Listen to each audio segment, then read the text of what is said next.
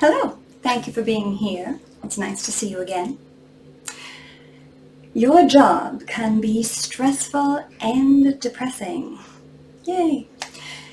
Many people have stressful jobs, but it's a different kind of stress. And they know they're going home at night, or in the morning, depending on what shift we're comparing it to. But anyway, it's really important to keep your life in perspective.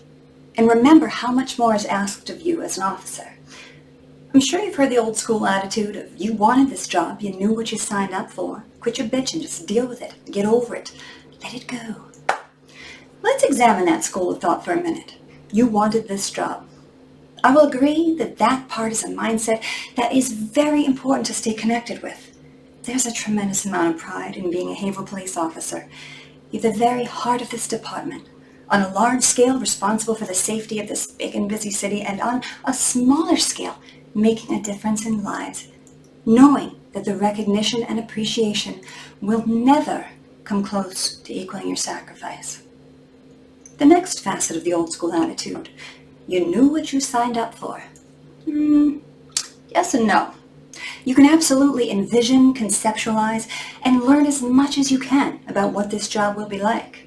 You can hear stories from other officers that give you an idea of what you might go through. Although every single individual experience is different. But you can never know until you're living it what the totality of the specific stresses and pressures and demands of this job will do to your mind mentally, your body physically, and your stability emotionally. You can't. And you have a right to have times when you're surprised, overwhelmed, disappointed, angry. That's real. If you have fleeting moments of fear, doubting yourself, even regretting taking this job, it does not mean you're a bad officer. It doesn't mean you're weak. Things knock you off center, and then you find your way back, because at your foundation, you have what it takes to be a police officer, or else you wouldn't be here. But you're human. You're an exceptional human, but you're human. You are not a member of an army of robots. How miserable would that be? And furthermore, anyone who says, quit your bitching, just deal with it, get over it, may think that that's the mindset and method of a superhuman, but it is not realistic. It's impossible. It's false. It's a facade. And ironically, a person who bitches about those from a more progressive school of thought is suggesting that it's unacceptable to bitch about those who annoy us.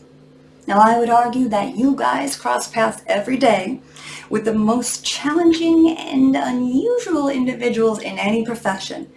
And if you guys don't have legitimate gripes, I don't know who does. And that's part of staying sane, right? Finishing up a call and turning to your partner and asking, did that just happen? Like, how messed up was that? The next part, just deal with it. Let it go. I'm pretty sure what they really mean is don't deal with it. It means shut up, keep it moving. You don't get over it simply by saying, I'm going to get over it. You can't let it go like releasing a dove into the sky. And nobody has a right to judge you regarding the amount of time it takes you to be at peace with any aspect of this job, large or small. The toll this job takes on you should never be minimized by anyone, and you should never be shamed into diminishing your reality of the effect it has on you. That's what caused the mess this profession is in. Low morale, depression, alcoholism, and the destructive fallacy that going to talk to someone isn't going to help you.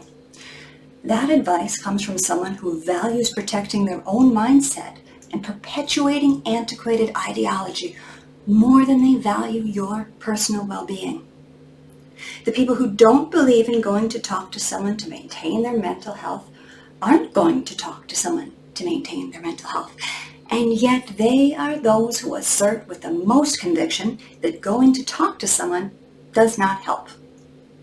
I've been here almost a year, and I've had the blessing of seeing that it does. And I get to hear things like, this wasn't bad at all, and I actually do feel better talking about it, and I hadn't really thought of it that way. And I've gotten to hear, I'm okay with it now. And I'm sleeping better. Everything that you feel better about, I feel better about. Your peace is mine. Your job is the most difficult in the world, and most people will never understand or appreciate that. Don't be one of them. Don't underestimate the challenge of it, the worth of it, or your right to hold your head high even through moments of doubt, disgruntlement, and discouragement. Now, you may have heard this already, but I'd like to share a poem with you. Unfortunately, nobody knows who the author was, but I'm sharing it with you to help you keep your life in perspective. It's called The Final Inspection. No, sorry, I'm doing the water thing. This is good water, by the way. So refreshing. Okay. The policeman stood and faced his God, which must always come to pass. He hoped his shoes were shining just as brightly as his brass. Step forward now, policeman, how shall I deal with you? Have you always turned the other cheek? To my church have you been true? The policeman squared his shoulders and said, No, Lord, I guess I ain't. Because those of us who carry badges can't always be a saint. I've had to work most Sundays, and at times my talk was rough. And sometimes I've been violent, because the streets are awfully tough. But I never took a penny that wasn't mine to keep, though I've worked a lot of overtime when the bills got just too steep. And I never passed a cry for help, though at times I shook with fear. Sometimes, God, forgive me, I've wept unmanly tears. I know I don't deserve a place among the people here. They never wanted me around except to calm their fear. If you've a place for me here, Lord, it needn't be so grand. I never expected or had too much, but if you don't, I'll understand.